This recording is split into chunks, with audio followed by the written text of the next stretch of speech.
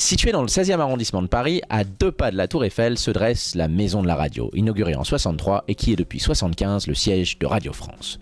Ce monument circulaire à la forme si particulière est même devenu l'emblème de la radio publique qu'il a utilisé dans tous ses logos successifs. Et c'est dans l'un de ses studios d'enregistrement que l'on a rencontré Nicolas Philibert qui lui consacre son nouveau documentaire, le bien nommé La Maison de la Radio.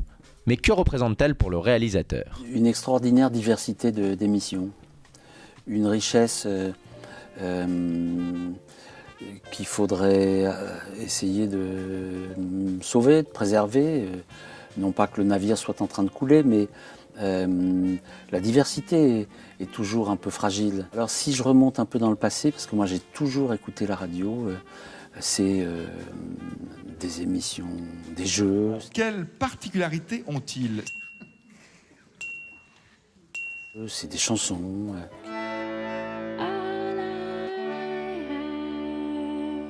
Plus tard, des émissions plus sérieuses, du débat, des analyses. Beaucoup de questions sur le rôle joué par Twitter, par Internet. C'est de l'insouciance et des choses sérieuses. Il a fallu du temps à Nicolas Philibert pour s'atteler à son projet et venir poser ses caméras de janvier à juillet 2011. Il nous explique pourquoi. J'y ai pensé plusieurs fois, puis non, et puis si, et puis j'avais un peu peur. En effet, pourquoi j'avais peur ? Parce que c'est un peu un paradoxe de faire un film sur la radio. C'est un peu contre nature. La radio, c'est un média invisible, il n'y a pas d'image, et les images, on se les raconte, on se les fabrique. Vous voyez déjà la trajectoire, c'est celle-là qui va. Alors là, vous venez de faire un truc, ça marche pas à la radio.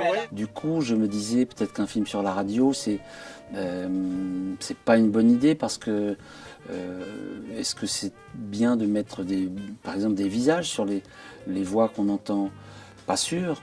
C'était un défi. J'ai eu envie au fond de m'y plonger. Mais une fois la décision prise de faire le film, encore fallait-il obtenir l'autorisation de tourner au sein des différentes rédactions. Cela a-t-il été facile ? Alors l'autorisation de la direction m'a été accordée facilement, mais il faut dire que Jean Lucas connaissait mes films pour m'avoir invité plusieurs fois à son micro.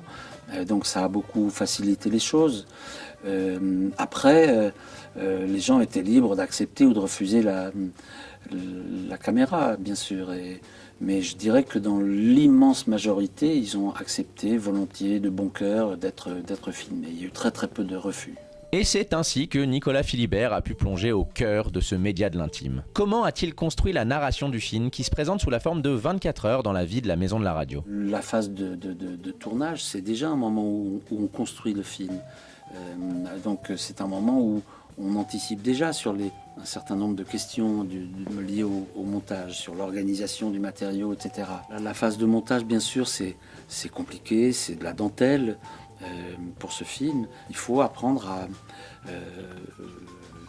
à faire son deuil de certaines séquences, et je dirais même de la majorité des choses qu'on a tournées. J'avais à peu près entre 100 et 130 heures de rush pour un film d'1h40, donc la plupart des séquences sont restées à l'écart. Un cercueil, finalement, c'est pas aussi, remarque, c'est lourd toujours.